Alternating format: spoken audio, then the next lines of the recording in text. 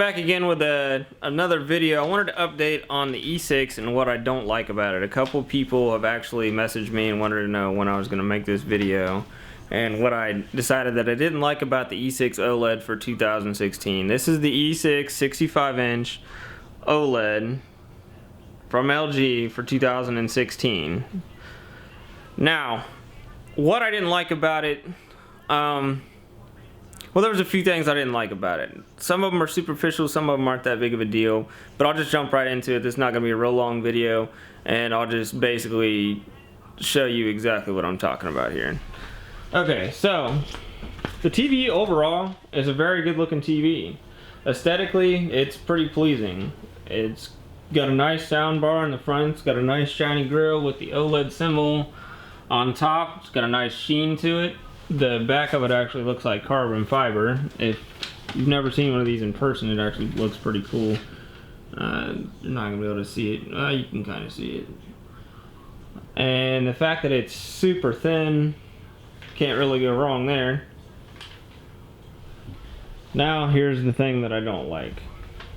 There are 4 HDMI ports on this one for this year, which is good. And I think the only one that still has 3 is the curved model for this year, which that still makes no sense. But so the HDMI cables actually come out of the back and they come straight out the side and fire immediately out of this bulky part at the bottom, which is where all the components are held. But the problem is it actually comes straight out of the side, and if you don't tie your cables back like I have, they'll hang out of the side of the screen. Like I said, that's not a huge issue, but it was one that actually bothered me. Now, the other thing that I wanted to talk about was, and this is a big problem for me, this is the one thing that I really didn't like and didn't care for at all, was the motion processing. The motion processing of the OLEDs just isn't quite there yet. The motion processing on an OLED is better than some LCDs, but not many. And what I mean by this is if, for instance, if you're watching a football game and somebody throws a football from this side of the screen to the other side of the screen, instead of looking like a ball and perfectly moving smoothly from one side of the screen to the other, or wherever it's coming from on the screen, it'll look like a butterfly. It judders. It skips and judders all the way around. And that's not just for small moving objects. That literally can be for anything that just can't keep up. There's a few scenes in a few different movies that I've found, and I've actually tried to make this video once before and got copyright flagged for trying to put some of the content up to show you what I was talking about, so I'm remaking it right now. I'm going to try and do it again anyhow, and I'm just going to try and put it in there with no sound, and I'll probably put that right after this, and if it didn't happen, then I got copyright infringed again. Notice how every now and then the actual text judders because of the motion rate.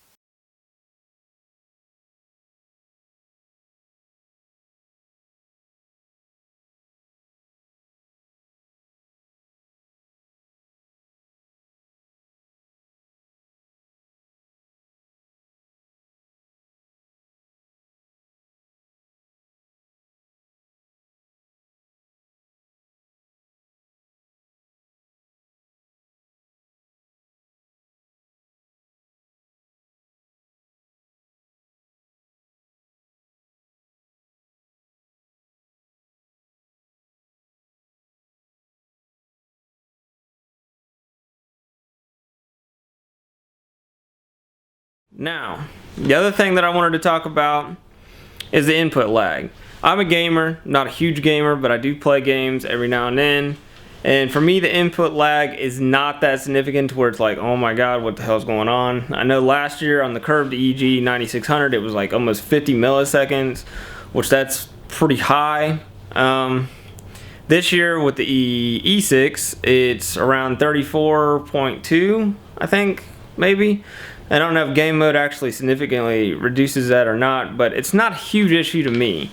To some people, I think that it is kind of a bit more lengthy. I mean, it's obviously not going to be like your computer monitor or something like that. But overall, I think you can get away with it not being such a huge issue, unless maybe you're looking for something like a computer monitor, then that could be a problem. But for me, it's not a huge issue. Now, the other thing that I wanted to mention is something that I think is a very big problem if you don't pay attention. And I'll actually show you what I'm talking about, and that's burn-in.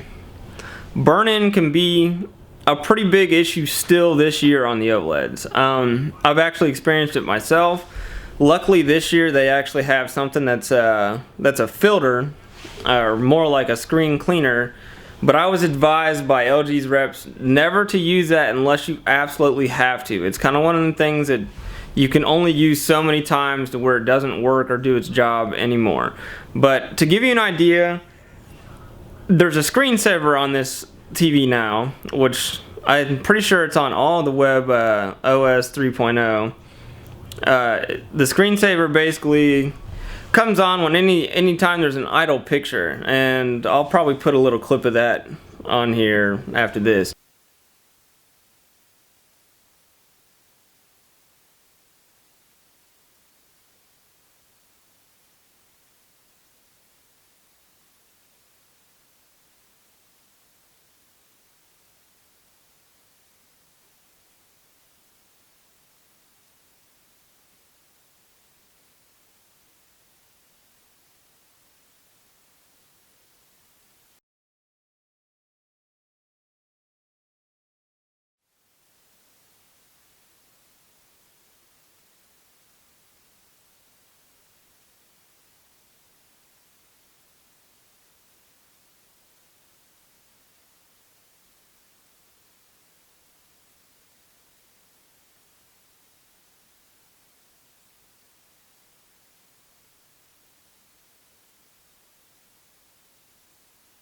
After this, but it looks like fireworks, and it just basically RBGs everywhere to make sure there's no burn-in happening or going to take place. But that being said, if you're watching something like this, Twitch, or playing a game where a certain icon, like here, I'll give you a pretty good example of what I'm talking about.